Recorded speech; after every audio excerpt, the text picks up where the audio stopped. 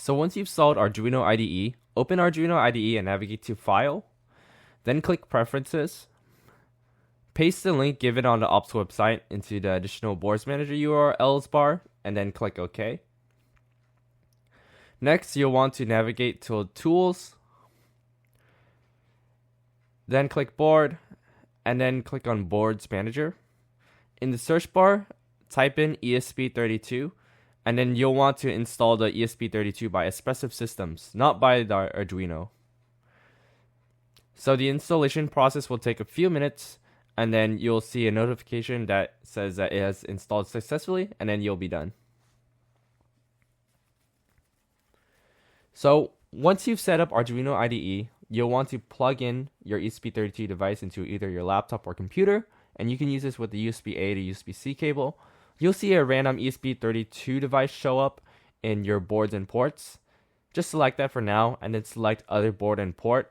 We're going to select the correct one, which is WeX Studio ESP32C3 for our ESP32 board. So search for that, select it, and then click OK. And now we're just going to run through this programming process so you know how to program code.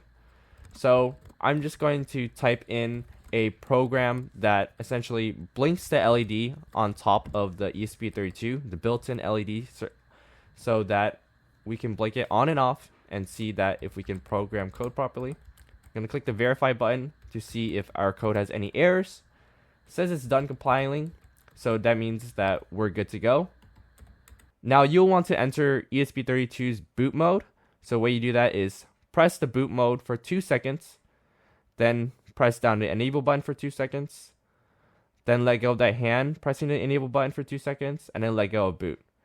And those buttons on the ESP32 are labeled, so you'll see which one is which. Now I've clicked the upload button, which is the arrow button, and now you'll see in that terminal, it's spitting out a bunch of messages. But once it's done, you can click the enable button one more time, and then you'll see your program flashed on the ESP32.